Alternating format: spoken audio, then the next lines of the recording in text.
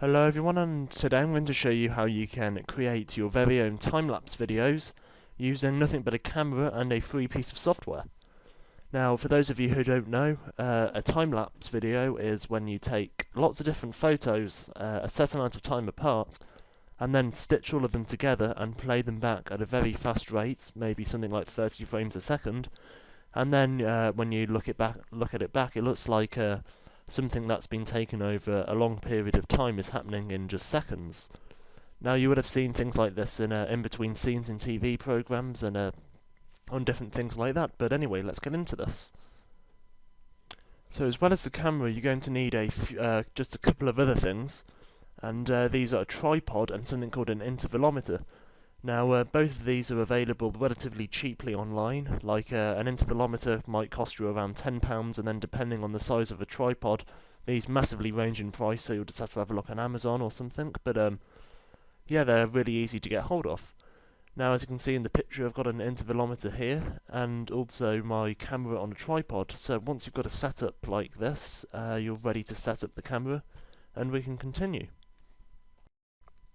Just here is where you can plug in the intervalometer. On most cameras there's a little flap, and behind it there's what looks like a jack lead or socket, and that's where you can just plug the lead in, and then the intervalometer is ready to set up. We also need to set up the camera, and this isn't too hard to do. We'll have to take these pictures in manual mode, because if we put it in any form of automatic mode, the camera, every time it takes a picture, will decide how large it wants the aperture to be, and how fast or slow the speed will be. And if it does this, the pictures can be very slightly different brightness each time the picture is taken, and this means that when you stitch them all together, the pictures will flicker.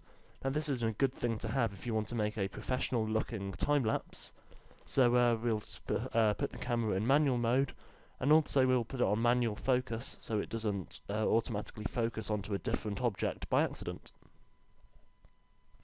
This is the intervalometer that I use when I make time lapses, and it's really easy to use. There's 4 settings on it, and this one that I'm on at the moment is interval, and this means the amount of time taken between taking each photo. And in the time lapse that I'm going to make for this video, I've set it on 2 seconds, which means that a picture will be taken, then it will wait 2 seconds, then take another picture once I press that timer start stop button like that. Another thing here is the delay function, and this is where if I want it to start to make a time lapse by itself, or not make the time lapse but take the pictures by itself after a certain amount of time, I can set it to wait as long as I like before it starts to take the pictures. So just then I set it for 3 seconds, and now it's just starting to take a picture every 2 seconds. So now that we've set up the camera and set up the intervalometer, I've now got ahead and taken a load of pictures that I'm going to turn into a time-lapse movie. I've got all of these in a folder here, and I've taken 218 of them. Now, it's not a very exciting time-lapse, it's just a time-lapse of outside my house, but it's quite a simple one to do, and there'll be a little bit of movement from trees on it so you can get an idea of how it works.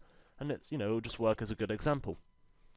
So now that we've got all of the photos, we need some software that'll stitch all of them together and play them back at a desired frame rate and then render them into a video file. Now, there's a perfect piece of free software, and it is called Images to Video, so it sort of does what it says. It's really easy to use, and it's also got a lot of settings that you may or may not want to change, but let's get into using that.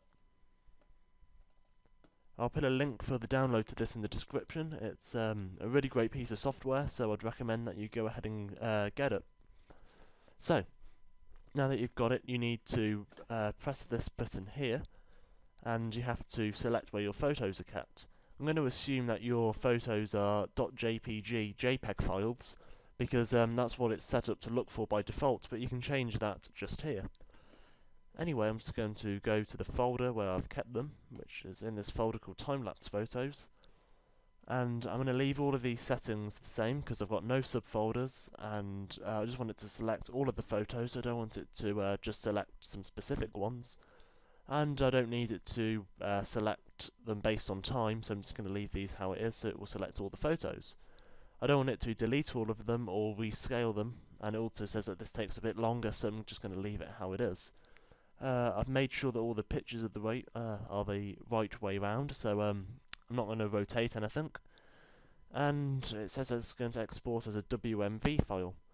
As you can see, you can export it as an MPEG 4 or an FLV, but I'm not going to do this. I'm just going to leave it as WMV, leave it as the default, and I'm just going to go ahead and press convert. This doesn't take really that long to do. I did a similar thing earlier with a couple of hundred photos, and it took around 3 minutes. But I'm just going to pause the video and then come back when it's done. It's not really that exciting. It's just going to go through all of these photos here. It prepares them. I'll just let it go through these so you can see what happens, so you know that it's either working correctly or not. But yeah, anyway, it goes through all of the photos, and once it's prepared all of them, it just essentially stitches them all together at the frame rate that we said. And I said 30 frames a second, so that's what it should do.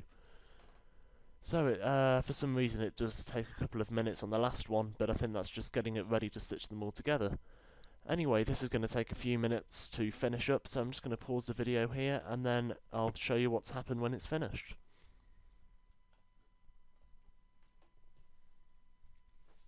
Okay, so this is just finished, and I know that I said earlier that it was on 30 frames per second, but I've just realised that it's on 15. But either way, it should work just fine.